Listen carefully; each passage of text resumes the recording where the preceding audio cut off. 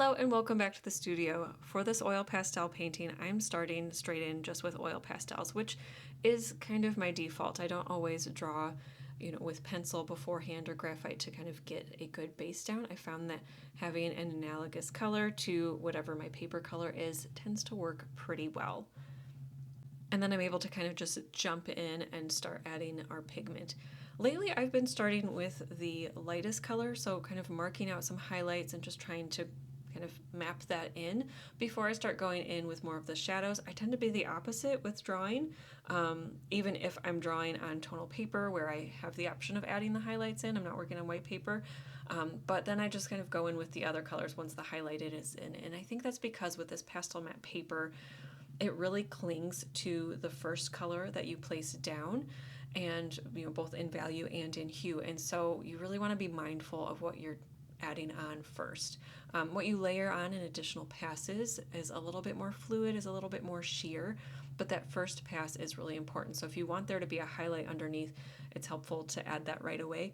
And it just kind of helps to kind of mark out where things are going. Then after that, I go in with additional colors as you've seen, and I really like to blend. I tried when I initially started with oil pastels, keeping things loose and very painterly and allowing the colors to kind of sit on the paper a little more raw. And unfortunately, that's just not who I am. That's who I want to be. It's who I aspire to be at some point. But at this point, I'm a blender. I like it smooth, and that's just what we're going to stick with. But I do love, you can see how the colors are layering on top of each other, and we're just continuing to build it up, smoothing things out as we go.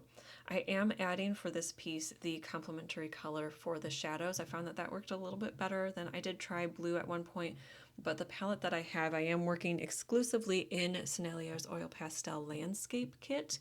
And I just wanted to see what this kit could do for me without pulling in other colors. And I just found that the blues were a little bit too saturated and a little too cool for this warmer piece. Thankfully, the sienna color worked out beautifully. One thing to watch out for, especially in more of a moody still life like this one, is drawing what you actually see and not just what you think is there. So in this piece, you can see all the way on the left of our reference photo, we have a split pear, and in the middle, you know that that flesh is very light toned, but as we're looking at it, we can see that it's not. And so I had to really kind of think that through and make sure that I was applying the proper values, getting some nuance in there with the different colors, and just exploring that rather than drawing what I knew was actually there. And it's funny how you have to cognitively think that through sometimes. Sometimes I just it happens naturally. I know what I'm supposed to be doing, but there are times, and this one happened to be one of them, where I had to purposely think like, no, it's not going to be an off-white color. It's going to be much darker. And you'll find that I like to jump around. As I'm working things, relative to each other, I need to be adjusted a little bit, but I do like to get a good base down on everything before I start getting too hung up on details. I know a couple of artists who are able to just like work on one section, completely finish it, and then move on to the next one. And unfortunately, that one has never, that's never been who I am. I don't know, I'm not smart enough to have the rest of the painting finished for me in my head. Even as I'm working on it and have a vision and an idea, I still need to kind of get everything to a certain point before I can move on. The one exception I will say are things like background or even foreground. In this case, there's a lot of different elements added in, but I was able to pretty much get everything done before I jumped into the background, which we'll see later.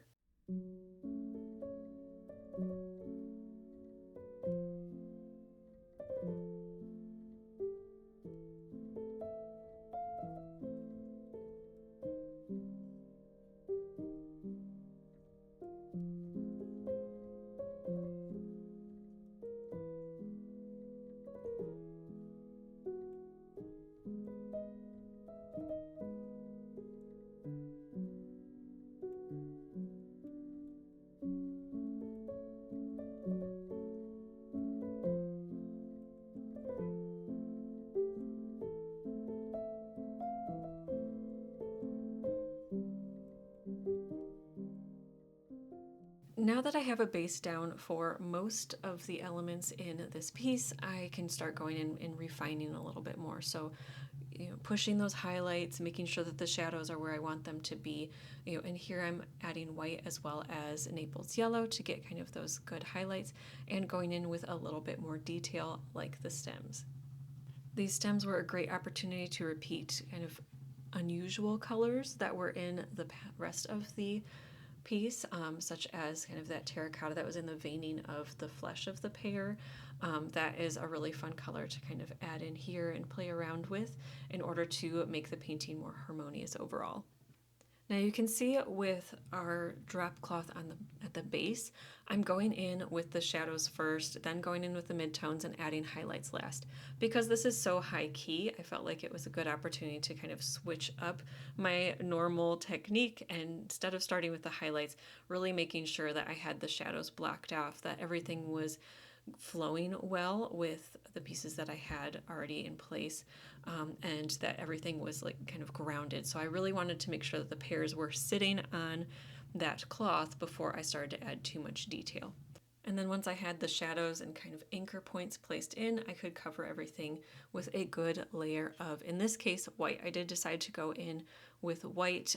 It'll be blended in with the color, let's see, chrome brown that is laid in underneath. I'll continue to kind of push and pull the shadows as I'm continuing to work on this piece, but I think it blended out beautifully in the end.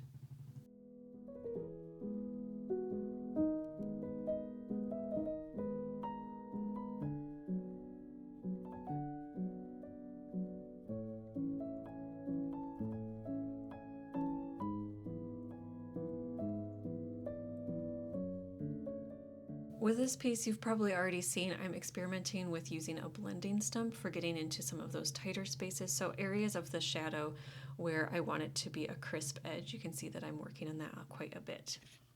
Unfortunately, my camera died, and because I was originally planning to have this video just be like B-film for other videos, I didn't worry about recording it. But if you would like more tips, you can check out this video where I talk specifically about it.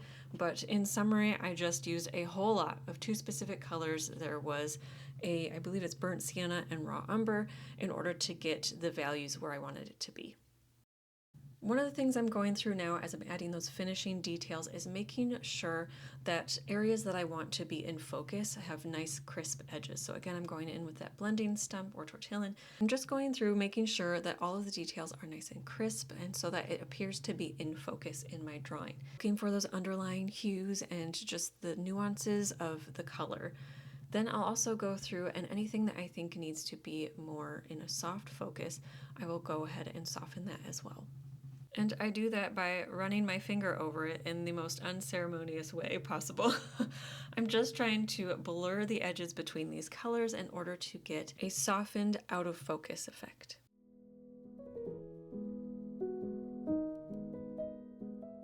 And here is the completed oil pastel painting. I hope that you enjoyed kind of a little glimpse into my process and a little peek at the tutorial for this piece. If you did enjoy it, please leave a pear emoji in the comment section down below, and on your way there, don't forget to subscribe. And until next time, happy painting.